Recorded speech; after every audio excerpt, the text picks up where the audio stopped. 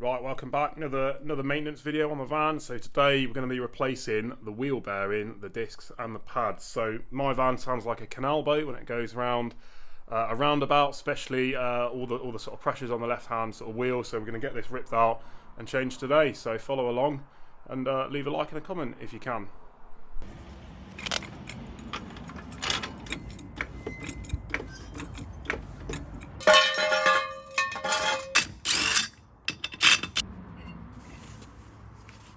Right, so here's what we've got to do. We've got to get the disc off. I'm going to remove the whole sort of caliper, sorry. We've got to get the strut brace off because we've got to remove the whole knuckle.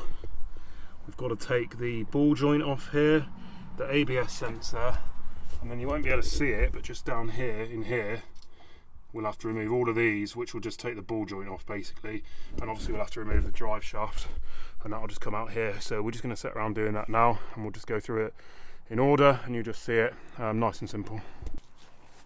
Right, 18mm for these on the back. Get them off. What I'm going to do then with this caliper is basically hook it around any of the parts here, and just hook it up and over the. Should come off all right. It can be quite hard to get out these, so what I like to do is just try and push the piston back in a bit. It kind of releases the grip on the caliper. Get him off, and then what we're going to do is hook him up here on the part of the suspension. Right, T40 on these two here, so that's two out.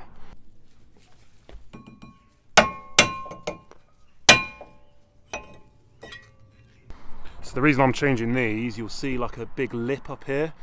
If that doesn't fail the MOT or at least get picked up on it, I'll definitely need to replace them, but they've probably warped slightly over time, these discs. I get a bit of light vibration under braking, so another reason why to change them. I'm just going to spray a few things here. So first of all, get a good bit of spray on the old sensor. I wonder if that'll come out.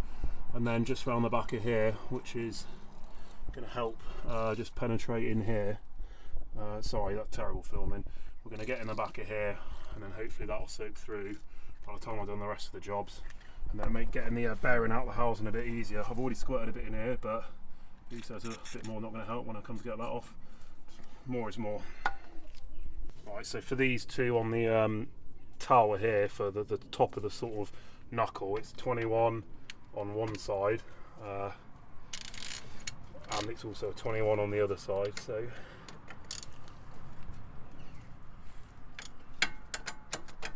best thing to do is get your gun on the back as well, give them a bit of a spin.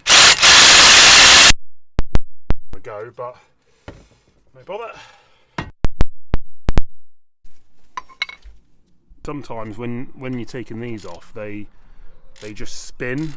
So the easiest thing to do is to get your pry bar and just put some pressure on it like that, and it'll come right out when you do that. So let's see if I can film that.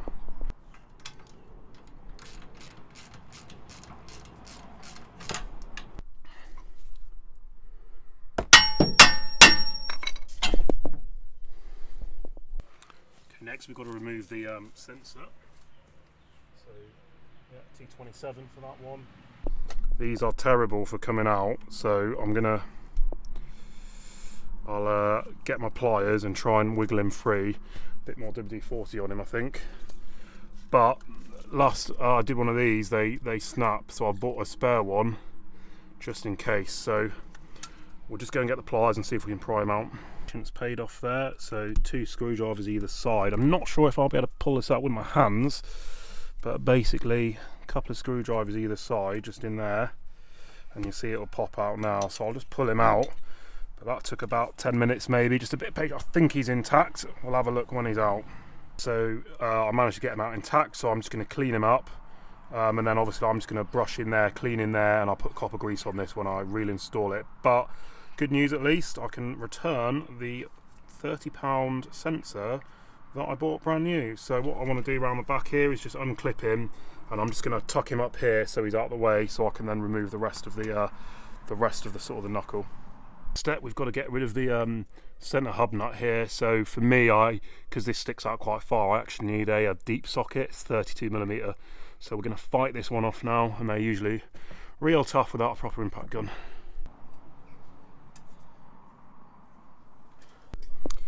Last thing I wanted to do, but here we are. We are at that stage.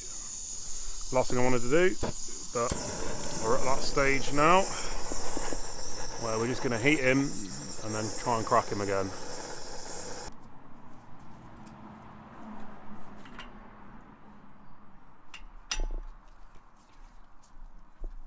First tool casualty of the day, managed to snap the insert on this massive breaker bar, and then thankfully managed to actually get the other breaker bar out. But what I ended up doing was actually putting the wheel back on and dropping it, and now the hub nut is actually loose, which is great news. But that was an absolute fight to get him off, and I've got him off alright, but just be careful with them when you try and get them off. Right, next job's a simple one, is just to push him out through. He's already moving, so what we're going to do is just try and wrestle him out so I've got space.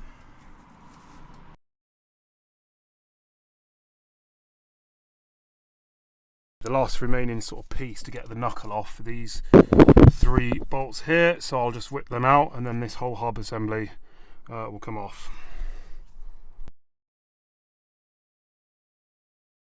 That's the whole knuckle assembly removed. Obviously drive shaft just there, so I'm going to go have a look now at the knuckle assembly.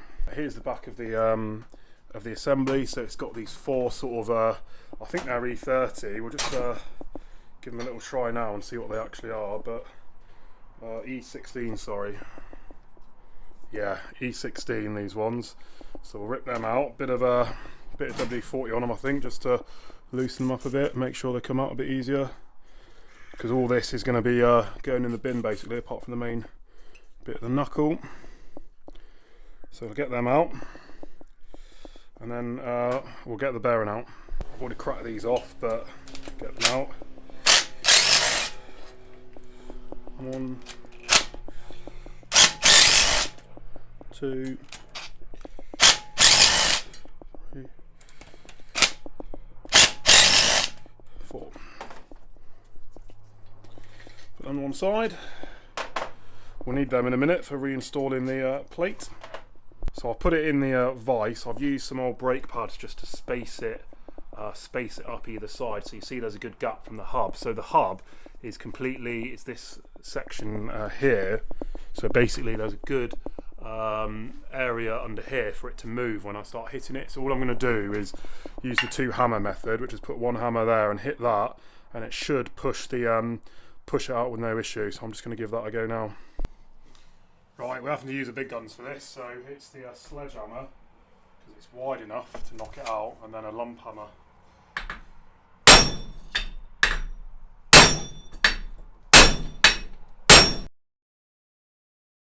That's that part over and done with, which I'm pretty glad about.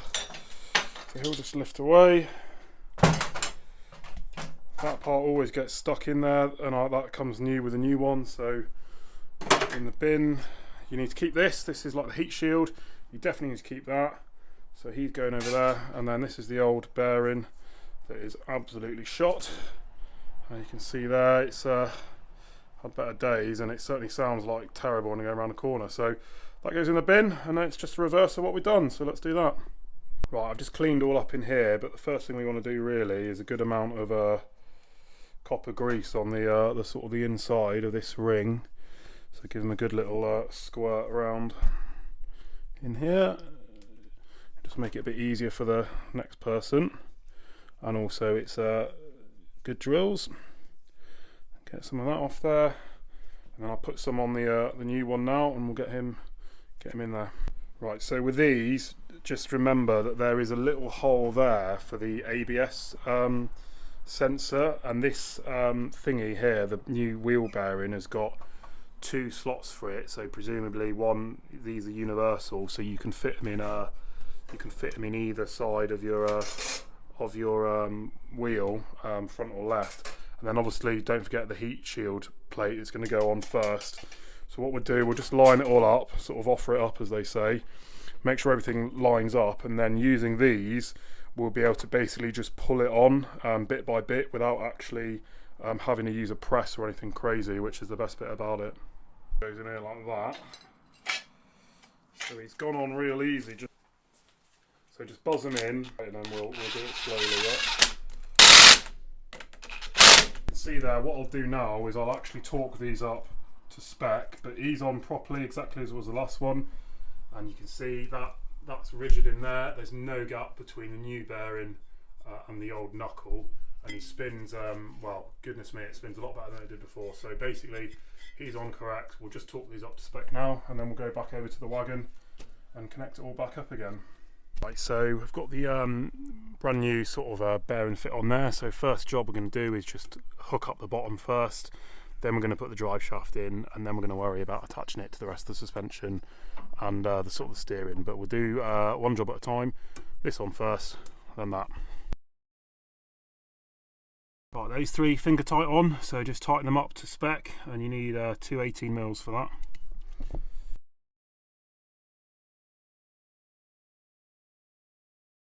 Quite simple, so I obviously just did him up loose-ish.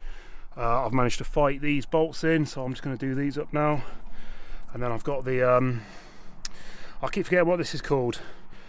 Remind me in the comments. What's it? The bloody steering jobby. Tie rod, that's it. Tie rod. Let's get him on, and I'll just tighten him up, and then I'll sort the sensor out, and then I'm going to replace the discs and the pads while we're here, which is just as well because the caliper's just like falling apart for now. So let's get these bolts on. Hopefully this fits in without too much of a drama. Yeah, he does just about go in. Bit of persuasion. He'll need some persuasion, but he'll go in. Right, just a little bit of the old copper grease around it. Make it maybe a bit easier for me to get it off next time when it's done its big old road trip. So what I'm going to do now is just wind the calipers back in, new brake pads, new discs, and then once I've done that, wheel on, job done.